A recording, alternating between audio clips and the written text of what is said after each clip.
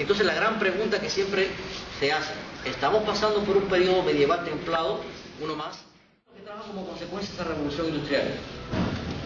Nadie se percató en el mundo de que poco a poco, es cierto, hay emanaciones antropogénicas, producto del estiércol de la vaca, producto del plancton del océano, etcétera, etcétera. Pero lo que no se dieron cuenta era que sencillamente las emanaciones de anhídrido carbónico y de metano empezaron a aumentar bruscamente. Miren esta gráfica para que ustedes vean. Estas son las emanaciones y fíjense qué interesante. Qué casualidad. Cuando hay un pico en las emanaciones de anhídrido carbónico o cuando hay picos en las emanaciones de metano, ¿qué le pasa a la temperatura? También tiene un pico. O sea, la temperatura, los cambios climáticos, o sea, los cambios térmicos como tal, los cambios energéticos, siempre históricamente han ido de la mano con el aumento en las concentraciones de metano y dióxido de carbono en nuestra atmósfera. No es nuevo. Lo que pasa es, y miren, cuando nos estamos acercando acá, hay picos en las diferentes zonas. O sea, estos picos traen picos en las temperaturas. O sea, no es falso pensar que si el CO2 y el metano, entre otros gases, aumentan bruscamente en la atmósfera, la temperatura también aumenta. La causa también, aunque a veces pensemos que no. La causa más conocida, bueno, la industria automovilística, las industrias que incluyen procesos de combustión. ¿De qué estamos hablando? La industria que produce energía, la industria generadora de energía, la mecanización agrícola y las viviendas. La industria automovilística, ya todos sabemos, podríamos resolverlo. ¿Cómo podríamos resolverlo? Con filtros, con el desarrollo de toda la parte de catálisis. O sea, procesos catalíticos. No es totalmente nocivo. Hay un efecto invernadero que es natural, que tiene que existir, que si no existe, parte de la radiación del sol no va a llegar a la Tierra y la vida en la Tierra no va a proliferar, porque la fotosíntesis, entre otras cosas, no va a ocurrir. Llega la radiación solar a la atmósfera, una parte reflejada, una parte pasa a la atmósfera, las nubes reflejan otra parte, calienta la Tierra, y una parte, puede ocurrir muchas veces que una parte de esa que se refleja regrese, pero si la acumulación de gases en la atmósfera es mínima, esta parte que regresa es mínima, y no termina calentando la atmósfera y la tierra ni el aire que le circunda. Sencillamente se va, se refleja y se va al espacio, y no nos afectaría a nosotros. ¿Qué está pasando entonces realmente? ¿Por qué realmente se ha calentado tanto y tiende a aumentar? Es una cosa que da miedo. Finalmente, hay toda una conclusión.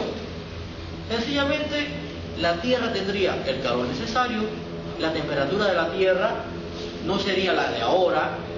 Fíjense que la temperatura promedio de la Tierra debería ser, en condiciones naturales, menos 18 grados, y ya va por 15 o 20. O sea, se ha disparado. Sería el resultado final, el calentamiento adecuado de la atmósfera, el que garantiza diferencias pequeñas de temperatura entre la noche y el día, lo cual es normal. Si las diferencias fuesen muy grandes, calienta la Tierra. ¿Por qué calienta la Tierra? La Tierra es un cuerpo caliente, su temperatura está alrededor de 290 Kelvin. Entonces, ¿qué ocurre? La Tierra emite radiación aproximadamente a 1500 y la devuelve a la Tierra, y la Tierra la vuelve a absorber y se recalienta, se vuelve a calentar, absorbe toda. Se habla aproximadamente que la mitad de la radiación regresa. Imagínense, de toda la radiación que debe salir de la atmósfera, la mitad regresa, temperatura, y el otro es precipitación. Entre los dos pueden acabar con nosotros. ¿Por qué razón? Porque si hay un desbalance y las precipitaciones aumentan extraordinariamente, van a terminar con todas las casas, con todo el pueblo. O sea, puede haber un problema social grave. Y por otro lado, si la temperatura aumenta bruscamente, pues empiezan las sequías, la desertificación y afectan los cultivos. Y eso es un problema. El friaje acaba con el maíz, acaba con la papa, acaba con todo. Pero si hay mucho calor y hay mucha evaporación, cambian los vientos. Pero entonces cuando el agua se evapora y las nubes se llenan, los vientos que hacen arrastran las nubes hacia donde no debió arrastrarlas nunca. Y donde debió llover no llueve. Pero donde nunca debió llover, hay inundaciones como acá. Y eso es lo que está pasando. Eso es lo que está pasando en el deshielo. En el Perú ya hay nevados que no existen.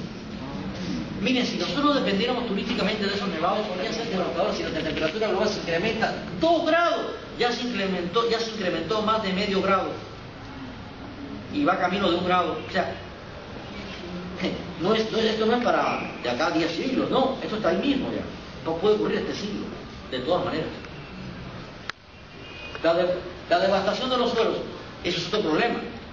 Las lluvias, supuestamente, y bueno, eso tendríamos que ver más ampliamente en un curso, la producción de las supuestas lluvias ácidas, hay partes donde es sano porque son fuentes de nítrico, y bueno, son fuentes de nitrato, nitrógeno, pero en otros casos no. Miren lo que hace, devasta todos los suelos, erosiona los suelos. La zona de Sudamérica, de los países andinos, de la comunidad andina, estamos hablando de Colombia, Ecuador, Bolivia y Perú. Hay zonas donde hay riesgos realmente fuertes, por ejemplo. Por ejemplo, en esta zona de la costa del Pacífico. En esta zona se espera que las lluvias estén desaparecidas, o que es una de las grandes fuentes de agua. Eso es algo bueno. Una de las mejores cuencas acuíferas del mundo. Pero no es suficiente. Pueden presentarse problemas serios, incluso en problemas con los recursos hídricos. Van a vivir esto son las próximas generaciones. La generación que será testigo de estos efectos del cambio climático ya está viva y tiene menos de 33 años. Esto representa el 64% de la población. O sea, es un problema social que va a tocar a nuestros hijos y a los hijos de nuestros hijos, y nosotros estaremos en nuestras últimas etapas de vida involucrados fuertemente en eso. Y somos nosotros quienes sencillamente tenemos que enfrentarlo para dejarle, digamos, un medio ambiente adecuado a nuestros hijos. ¿Ok? Muchas gracias.